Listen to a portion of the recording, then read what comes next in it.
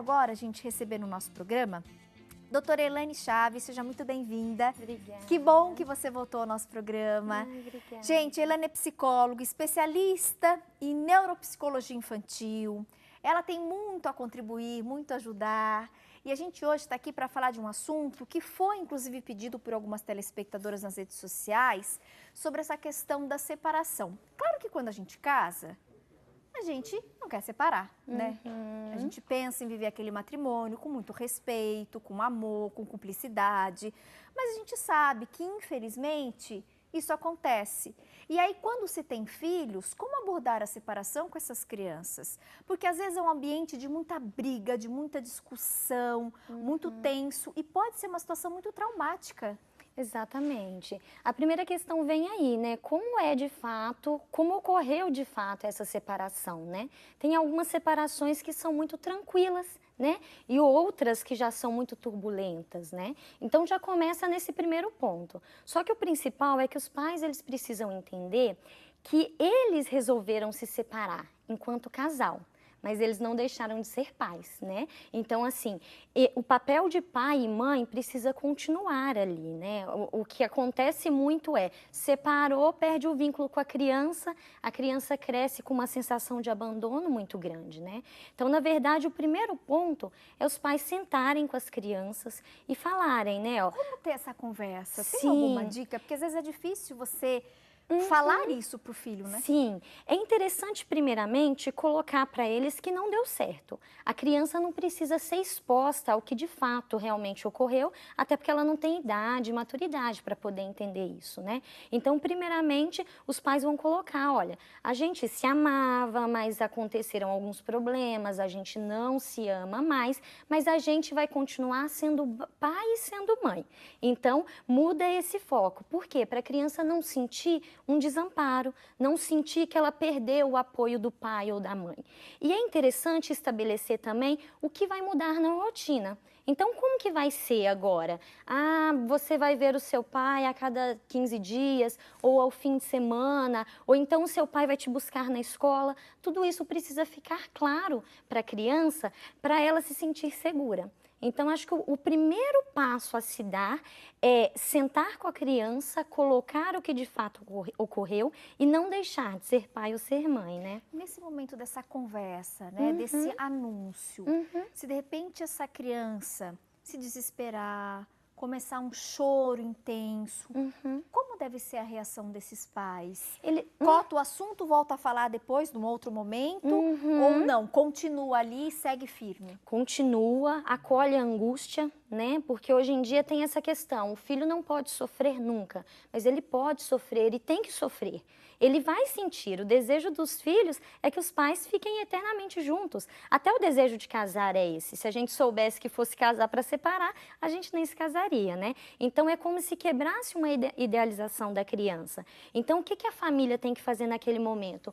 É pegar essa angústia, sentir, né, acolher essa angústia e mostrar para o filho que eles sempre estarão ali. Não vai mudar nada em relação ao afeto, em relação ao amor, ao carinho. Isso não vai mudar. Ela tem que se sentir confiante, acolhida, apoiada, independente da separação, né? Uma outra dúvida, Elaine, quando a gente vê, né, em alguns casos, essas crianças com os pais separados e esse processo de educação, para pais que vivem juntos já é um grande desafio. Para pais que vivem separados, eu imagino, eu tenho a impressão, não sei se é a impressão correta, de que seja alguma tarefa um pouquinho mais difícil. Por quê? Porque daí, a partir do momento que se separam, então a criança fica, de repente, um período com um, outro período com outro. Aí a mãe tem uma regra. Quando vai ficar o final de semana, por exemplo, com o pai, na casa do pai são outras regras. E às vezes acontece uma certa competição. E a criança fica no centro daquilo. Ah, mas lá no meu pai pode. Ah, mas a minha mãe deixa. E acaba usando isso até como sabotagem, né? Então, assim, a minha mãe deixa isso, se os pais não se comunicam, às vezes nem é verdade que a mãe deixa, aí o pai, para não ficar para trás, deixa também. Às vezes pode ser alguma artimanha, alguma estratégia da criança, e às vezes realmente acontece. E como a gente pode lidar nessa situação e, de repente, como os próprios pais podem se policiar nesse sentido, tendo como prioridade o filho? Na verdade, vem a parte dos pais esquecerem que eles são um ex-casal para ser pais de verdade. Então, eles vão sentar para poder colocar algumas normas principais, algumas regras principais que precisam ser seguidas. É difícil, é um processo doloroso, vai ser muito difícil para os pais, assim como é difícil para a criança, mas é interessante que os pais sentem e coloquem, ó, tem que dormir tal hora, tem que acordar tal hora, tem que fazer o dever de casa logo que chegar logo que chegar da escola, ou seja, algumas regras, elas precisam ser estabelecidas e alinhadas entre pai e mãe. Por isso que a gente fala que tem que deixar de lado essa questão do orgulho, da separação, para deixar entrar em ação o pai e a mãe. Porque senão a cabeça da criança fica muito, muito confusa, né?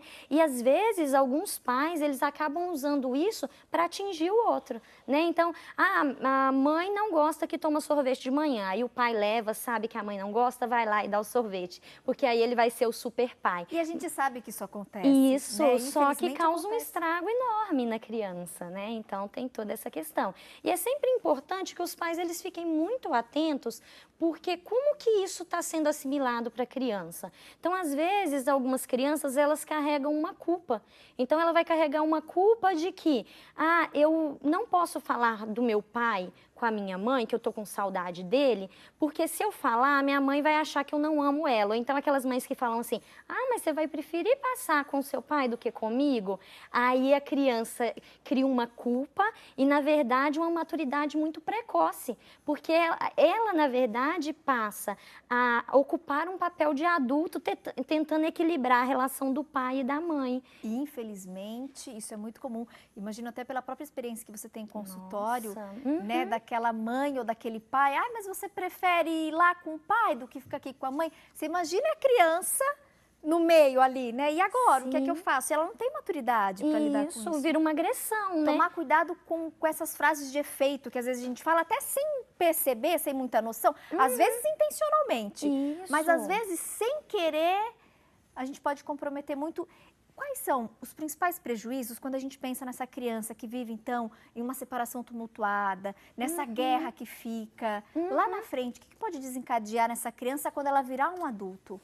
Então, né, a gente vê muitos adultos que foram, vamos dizer, vítimas, né, disso aí, que às vezes são adultos muito ansiosos, são adultos que não confiam no outro, que não se sentem apoiados, amparados, então muito inseguros, né? Então isso gera todo esse reflexo. Alguns adultos, eles têm um sentimento muito forte de abandono, então assim, não leva pelo lado que os pais não deram certo, leva pelo lado que o meu pai me abandonou. E aí vai levar isso como uma exclusão. Então, às vezes, é aquela pessoa que ela mesma se exclui e coloca que o outro não dá atenção, que o outro só quer humilhar. É aquela pessoa boa para ser vítima de bullying, né? Porque aí ela sempre é vítima na situação. Então, isso desenvolve muito forte nessas pessoas, né? Agora, se essa separação ela é vivida de uma forma tranquila, se às vezes a mãe separou, mas arranjou uma outra pessoa, né? Então, assim, essa outra pessoa entrou ali, mas de uma forma carinhosa, afetuosa. Eu não sou seu pai, mas eu sou como se fosse o seu pai. Você pode contar comigo, eu estou aqui para te amparar, mas você também tem um momento para poder estar com o seu pai. Ou seja, a criança ela vai crescer totalmente segura. Então vai ser totalmente diferente. Às vezes a criança até pensa assim, que legal, eu tenho 2 casas, eu tenho 2 quartos. O importante é ser honesto e trabalhar essas informações com a criança. Não esconder da criança. Não esconder. Jogar limpo. Isso. O que eu sempre digo é, a criança ela precisa saber, porque ela já sabe. Ela já sabe, a criança sente. Agora, a gente tem que tomar cuidado o que expõe e da forma que expõe. A criança não precisa saber de uma traição, a criança não precisa saber de coisas horríveis que o pai falou. Isso, exatamente. Tem que ser colocada a situação que de fato importa para ela, porque vai mudar a rotina. Próximo bloco a gente vai continuar falando com a doutora Elaine Chaves, psicóloga, especialista em neuropsicologia infantil. E eu quero saber você aí de casa, né? Você viveu uma situação dessa? Você está vivendo uma situação dessa? Você que é pai, você que é filho, né? Você de repente tem alguém aí na sua família, um amigo próximo que passou por isso? Como você lidou com essa situação? Você que está precisando lidar com essa situação, quer aí alguma dica, alguma orientação, algum conselho da nossa especialista? Aproveita, participa, deixa seu recadinho na rede social. Você falou muito dessa questão também do elemento, terceiro elemento, né? A terceira pessoa. Então, de repente, quando a mãe encontra uma outra pessoa, o pai, né? Como inserir isso, como falar isso com a criança. Você em casa, né? Você tem, de repente, né, aí um padrasto, como é que é a sua relação? Participa! Próximo bloco a gente continua, viu? Com essa conversa, tentando orientar aí e tranquilizar os pais que nos acompanham. E ainda hoje tem dica de arte, passo a passo em madeira, com a Rose Rodrigues. Intervalo rápido, aproveite para participar, a gente volta em instantes.